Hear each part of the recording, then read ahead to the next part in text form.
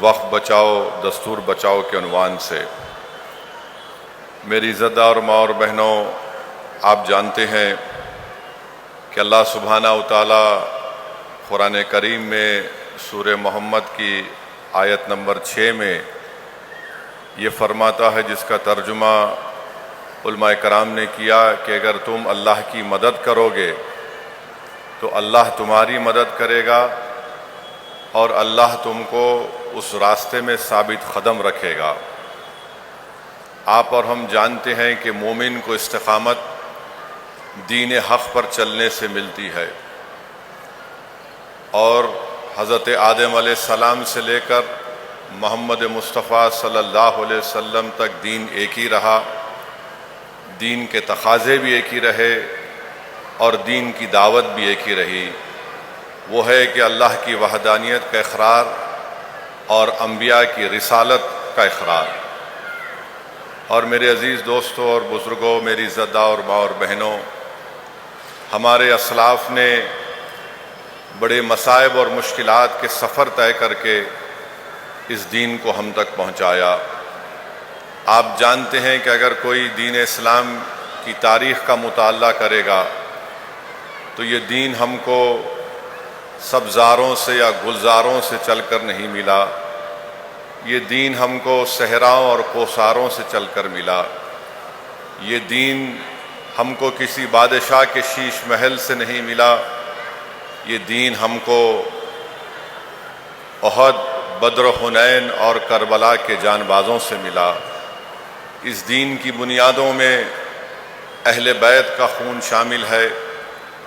اس دین کی سربلندی کے لیے عباس علمبردار کو اپنا بازو قربان کرنا پڑا۔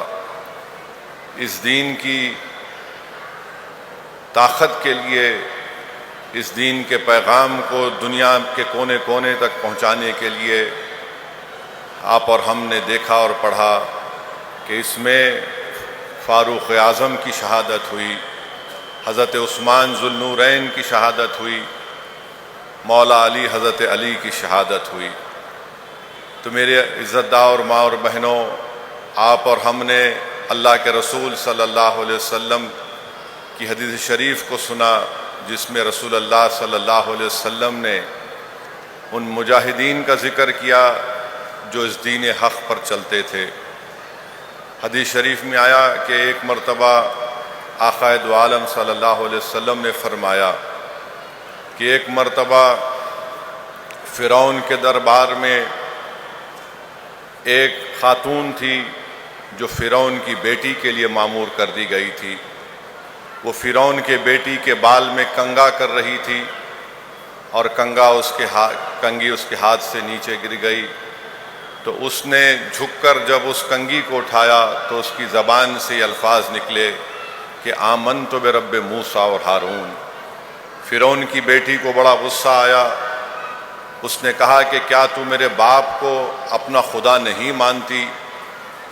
تو اس خاتون نے کہا کہ نہیں، میرا رب تو وہ ہے جو موسیٰ اور ہارون کا ہے۔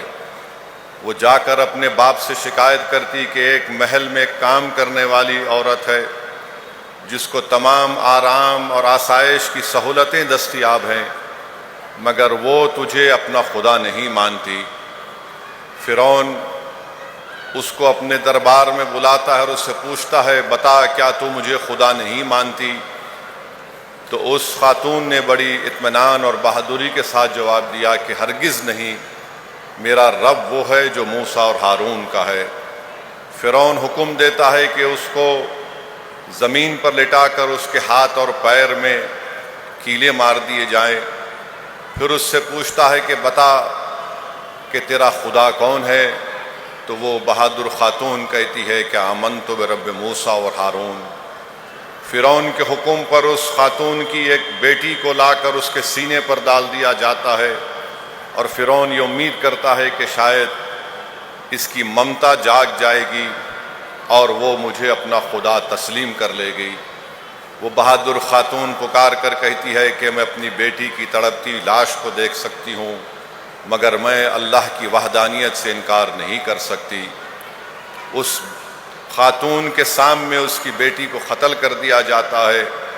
پھر اس کے بعد اس خاتون کو بھی شہید کر دیا جاتا ہے۔ فرعون اپنے محل میں جا کر اپنی بیوی حضرت آسیہ سے کہتا ہے کہ یہ واقعہ ہوا، تو حضرت آسیہ اس سے کہتی ہیں کہ تو میرا رب نہیں ہے، میرا رب وہ ہے جو موسیٰ اور ہارون کا ہے۔ فرعون کہتا ہے کہ میں تجھ سے بدترین تیرا حال کر دوں گا۔ حضرت آسیہ فرماتی ہیں کہ میرا رب وہ ہے جو موسیٰ اور ہارون کا ہے، تو میرا رب نہیں ہے۔ بھرے دربار میں ان پر ظلم کیا جاتا ہے، ان کی چمڑی ادھیڑی جاتی ہے، مگر وہ نیک خاتون اپنی زبان سے ہی کہتی ہے کہ آمنت برب موسیٰ اور ہارون۔ میری زدہ اور ماں اور بہنوں، اللہ کے رسول صلی اللہ علیہ وسلم جب سفر معراج پر جا رہے تھے تو ایک وادی آئی جہاں پر اللہ کے رسول صلی اللہ علیہ وسلم کو خوشبو کی لہریں آپ کو سننے کو ملی۔ تو رسول اللہ صلی اللہ علیہ وسلم نے حضرت جبرائیل سے پوچھا کہ یہ کیا بات ہے؟ تو حضرت جبرائیل نے فرمایا کہ فرعون کی دربار میں وہ بہادر خاتونوں کی خبریں یہاں پر ہیں جہاں سے اس طرح کی خوشبو کی لہریں آ رہی ہیں۔ تو یہ دین حق جو ہم کو ملا ہے اسلام، یہ کسی بادشاہ کے شیش محلوں سے نہیں ملا ہے۔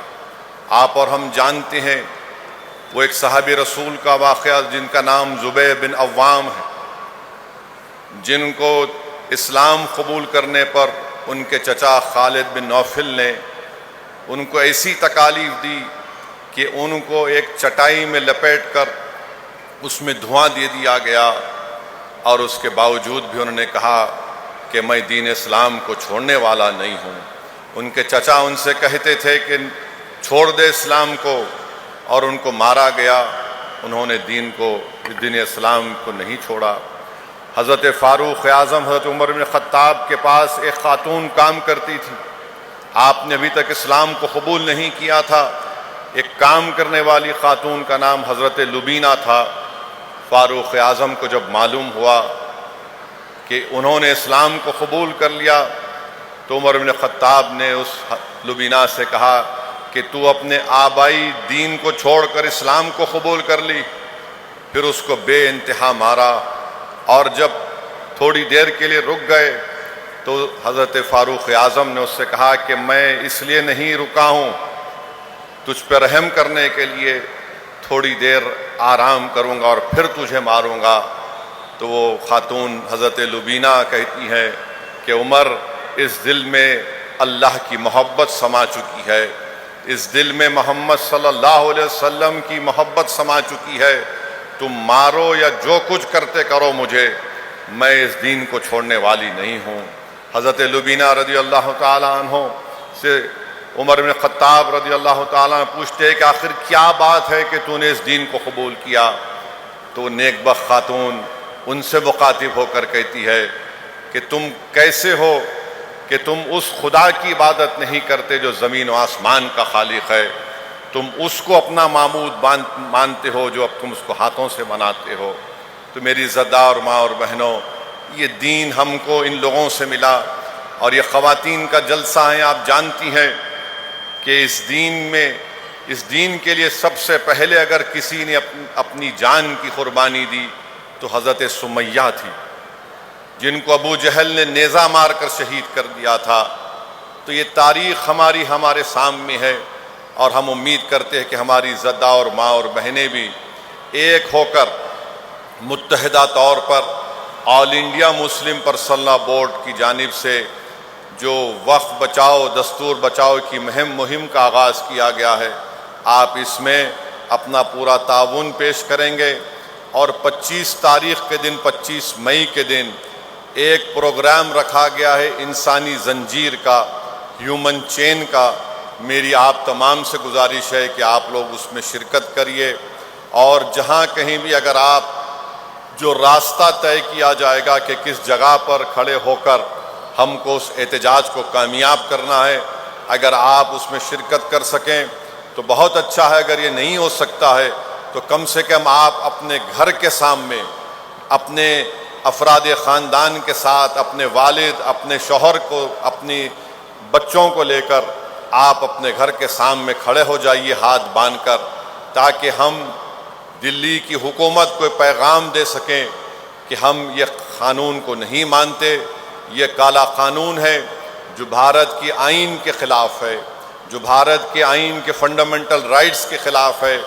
ہم اپنے وقف بورڈ میں کسی بھی قسم کی مداخلت کو قبول اس لیے نہیں کرتے کیونکہ ہندوستان کے آئین اور دفعہ 26 کے تحت ہر ریلیجیس ڈینومینیشن کو اختیار حاصل ہے کہ وہ اپنے پسند کے ادارے چیریٹیبل ریلیجیس آرگنائزیشنز کو چلا سکیں۔ وقف بورڈ ایک خالص ایک مذہبی ادارہ ہے، اس میں کوئی سیکولر کام نہیں ہوتا۔ یہ بی جے پی کی حکومت جھوٹ کہہ رہی ہے سیکولر کا نام لے کر، یہ ایک پیورلی ریلیجیس انسٹیٹیوشن ہے اور اس کا تعلق راست ہمارے دین سے ہے۔ اسلام کا 5واں رکن چیریٹی ہے، زکوٰۃ ہے، تو اس کا تعلق اسی سے ہے۔ قرآن میں بے شمار آیتیں ہیں جو اللہ ہم کو کہہ رہا ہے کہ اپنی دولت کو استعمال کرو۔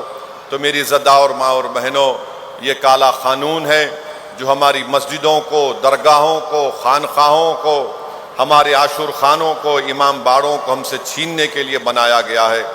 آپ نے مجھ سے قبل تمام ذمہ دار لوگوں سے ان کے بصیرت افروز خطابات کے ذریعے آپ نے سنا ہوگا کہ یہ قانون کیسا بنایا گیا ہے۔ اگر کوئی مسلمان آدیواسی ہوگا تو وہ اپنی جائیداد کو وقف نہیں کر سکے گا۔ وقف با یوزر ہے، جس کو سپریم کورٹ نے بابری مسجد کے مقدمے میں وقف با یوزر کو سپریم کورٹ نے اپیل کیا۔ آپ اس فیصلے کے خلاف غلط طریقے سے ایک قانون بناتے ہیں۔ آپ خواتین ہیں، اس قانون میں یہ بات لکھی گئی کہ اگر کوئی اپنی جائیداد کو وقف الاولاد کرنا چاہتا ہے اور وقف الاولاد کرے گا تو مودی کی حکومت یہ کہہ رہی ہے کہ بیٹی کا حق نہیں مارا جا سکتا۔ اب آپ خود اندازہ لگائیے کہ اگر کوئی اپنی جائیداد کو اللہ کو اس کا مالک بنا رہا ہے تو کہاں بیٹی کہاں بھائی، کہاں بیٹا کہاں بیٹی کہاں رشتہ دار؟ مگر یہ حکومت کہتی ہے کہ وقف الاولاد آپ اس وقت تک نہیں کر سکتے جب تک کہ آپ یہ بتا نہ دیں کہ بچوں کا حق نہیں مارا جائے گا۔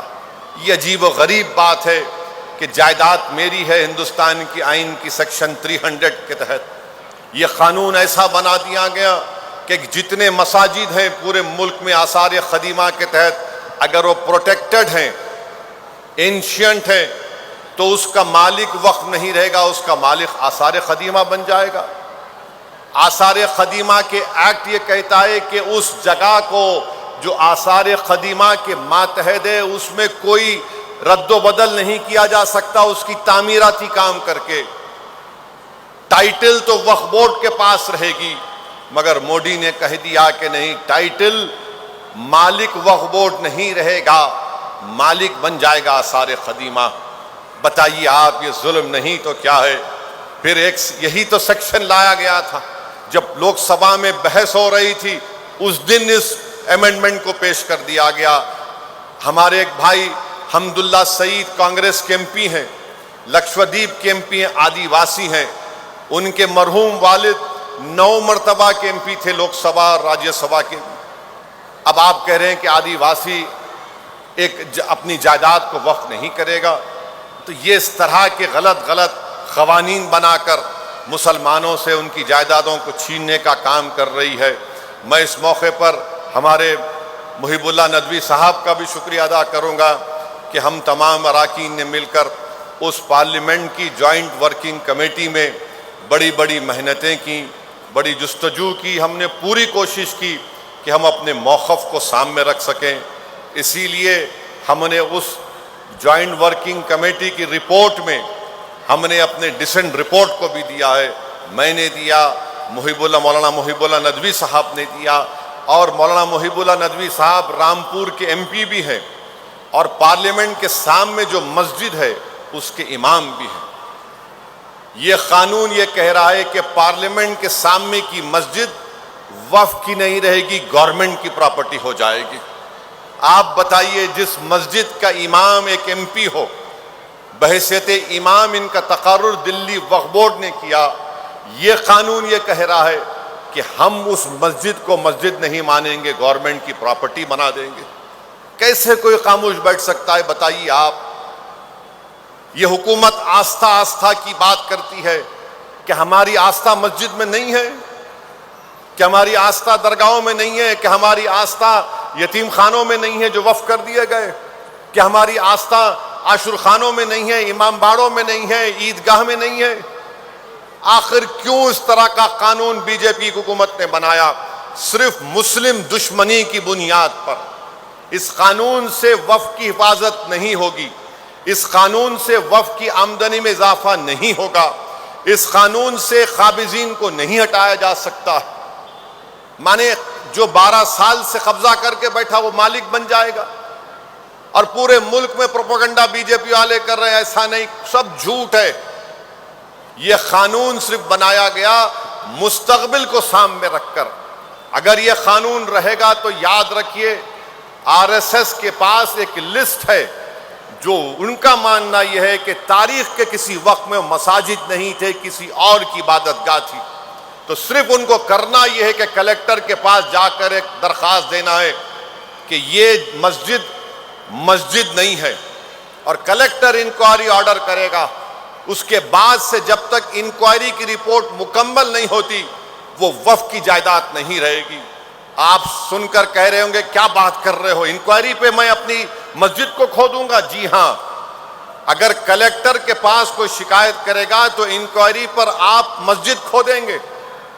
جب تک کہ انکوائری مکمل نہیں ہو جاتی کلیکٹر انکوائری آرڈر کرے گا، آپ انتظار کرتے رہیے۔ کوئی بھی جا کر کمپلین کر دے گا۔ یہ بولتے ہیں پورٹل، ارے پورٹل کیا ہے؟ پورٹل پہ بھی چڑھانے سے پہلے کوئی کمپلین کر دے گا۔ آپ نے ایک سیکشن بنا دیا، اس میں ہمارے داؤدی بورا مسلمانوں کو بدنام کرنے کے لیے داؤدی بورا مسلمانوں نے کہا کہ ہم کو اس قانون کے تحت مت لائیے۔ ہمارے پاس دائل مطلق کا ان کے پاس ایک کنسپٹ ہے، مگر ان کو استعمال کیا گیا۔ کیوں استعمال کیا گیا؟ یہ بات ذہن نشین کر لیجئے کہ مودی کی حکومت نے داؤدی بورا کو اور کھوجاؤں کو اس لیے اس قانون میں لایا، اس کے 2 مقصد تھے۔ ایک مقصد کہ کھوجا مسلمان، ان کا ایک یتیم خانہ وقف تھا جس کو ہندوستان کے سب سے دولت مند آدمی نے وقف کی جائیداد کو 20 کروڑ روپے دے کے خرید لیا۔ آج بمبئی میں سب سے بڑا عالی شان عمارت جو ہمارے ملک کا سب سے دولت مند آدمی ہے، اس نے اپنا گھر بنایا تو یتیم خانے پر بنایا جو وقف کی جائیداد تھی۔ اس کو بچانے کے لیے آپ نے کہا کہ کھوجا بھی ان کا وقف ہوگا۔ کیوں ہوگا؟ کیونکہ انہوں نے ایک وقف ٹرسٹ کے تحت اس کو بیچ دیا تھا، تو اس کی ٹائٹل کو لیگلائز کرانے کے لیے مہاراشٹرا کے 2 CEO لکھ کر دیے کہ یہ وقف کی جائیداد ہے، تو مودی نے قانون کے ذریعے اپنے دوست کو مدد کر رہے ہیں۔ اور یہ جو ہمارے داؤدی بورا کہہ رہے تھے کہ نکالو، ان کا نام لے کے سیکشن 2C لائے اور ان کو ہی وقف بورڈ میں شامل کر لیے۔ تو یہ ان کی شرارت نہیں ہے بلکہ ایک منصوبہ ہے۔ آپ اندازہ نہیں کر سکتے کہ ہم اور محب اللہ صاحب جب اس کمیٹی میں تھے تو کمیٹی کے چیئرمین نے اپنے اختیارات کا اس طرح استعمال کیا کہ ایک ایسی تنظیم کو بلایا کمیٹی کے سامنے، اس کمیٹی کے 3 لوگوں پر ٹیررزم کے مقدمے چل رہے ہیں، بلکہ 2 کو سزا بھی ہوئی۔ اس آرگنائزیشن کے 3 لوگوں کو بم بلاسٹ میں، جو مہاراشٹرا میں بم بلاسٹ کیے تھے، ان کو بلایا گیا۔ آپ بتائیے اس کا کیا تعلق؟ ایسے لوگوں کو بلایا گیا۔ محب اللہ صاحب کو میں پہلی مرتبہ غصے میں دیکھا۔ ریٹائرڈ ہائی کورٹ کے ججز ہیں، ریٹائرڈ لا یونیورسٹی کے وائس چانسلر ہیں، اور جب ہم ان سے پوچھے کہ یہ بتائیے کہ 5 سال مسلمان ہونے کی شرط کا مطلب کیا ہے، جب میں نے یہ ریٹائرڈ وائس چانسلر جو لا یونیورسٹی کے تو ان سے پوچھا کہ بتائیے محترمہ، اگر کوئی 5 سال تک نہیں دے سکتا تو کیا 5 سال تک دوسرے مذہب کو دے سکتا ہے؟ تو محترمہ جو ریٹائرڈ وائس چانسلر ہیں لا یونیورسٹی کے، انہوں نے کہا ہاں بالکل وہ دے سکتا ہے کسی عبادت گاہ کو۔ میں نے پوچھا پھر مسجد کو نہیں دے سکتا؟ بولے نہیں، مسجد کو نہیں 5 سال تک۔ میں نے کہا کیا یہ دوسرے دھرموں میں ایسا ہوتا ہے؟ کہ 5 سال تک تم اگر کسی دھرم کو مانتے، کیسے بتائیں گے کہ مثال کے طور پر آپ خاتون ہیں، آپ وقف کرنا چاہ رہے ہیں، کون آ کر دیکھے گا کہ آپ دین پر چل رہے نہیں چل رہے؟ کون طے کرے گا؟ اور انگریزی کا ورڈ ہے کنٹروینس لکھا آپ نے، کہاں سے طے ہوگا؟ مقصد کیا ہے کہ چھین لینا؟ بلکہ وہ محترمہ جاتے وقت مجھے ایسی غلط الفاظ میں، ان پارلیمنٹری لینگویج میں مجھ پر ایک تانا مار کے گئے. اس وقت محب اللہ صاحب اٹھ گئے، مجھے ان کو بڑی مشکل سے روکنا پڑا، ورنہ ماحول کچھ اور ہو جاتا وہاں پر. تو بہرحال یہ چیزیں ہیں، آپ کو باخبر کرنے کے لیے، آپ کو باشعور کرنے کے لیے یہ کوششیں آل انڈیا مسلم پرسنل بورڈ کی جانب سے کی جا رہی ہیں. آپ کثرت سے دعا بھی کریے کہ اللہ سبحانہ و تعالی ہم کو اس مقصد میں کامیابی دے. یہ ہمارا احتجاج اس وقت تک جاری رہے گا جب تک کہ یہ کالا قانون واپس نہیں لیا جائے گا. کیا آپ اس کے لیے تیار ہیں؟ کیا آپ ہاتھ اٹھا کر بتائیے آپ اس کے لیے تیار ہیں؟ کیونکہ اگر آپ تیار ہیں تو آپ کی اولاد تیار ہے. اگر آپ تیار ہیں تو آپ کے گھر میں آپ کے مسٹر ہسبینڈ بھی تیار ہو جاتے ہیں. تو اس لیے بہت ضروری ہے کہ ہم سب مل کر اس کالے قانون کے خلاف جمہوریت کے دائرے میں رہ کر ہم اپنے احتجاج کو جاری رکھیں. اور ہم اپنی حکومت سے میں آخر میں مطالبہ کرتا ہوں کہ پہلگام کا واقعہ ہو کر 1 مہینہ ہو گیا، وہ 4 دہشت گرد اب تک نہیں پکڑے گئے. ان کو پکڑنا ضروری ہے، جنہوں نے ہماری بیٹیوں کو بیوہ کیا، جنہوں نے ماؤں کی کوکھ سے ان کے اولاد کو چھین لیا. ہم حکومت سے یہ مطالبہ کرتے ہیں کہ ان 4 دہشت گردوں کو پکڑیے. 1 مہینہ ہو چکا ہے، ان کو پکڑنا ضروری ہے. انصاف ان مرنے والوں سے اسی وقت ہوگا جب یہ 4 دہشت گردوں کو ان کو پکڑا جائے گا، یا جو بھی طریقہ کار ہے ٹیررزم سے مقابلہ کرنے کا. یہ ٹیررسٹ ہیں جنہوں نے جو پڑوسی ملک سے آ کے یہ تمام چیزیں کی. میں پھر سے آپ تمام کا شکریہ ادا کرتا ہوں. اللہ ہماری ان تمام کوششوں کو قبول کرے. وآخر دعوانا الحمدللہ رب العالمین.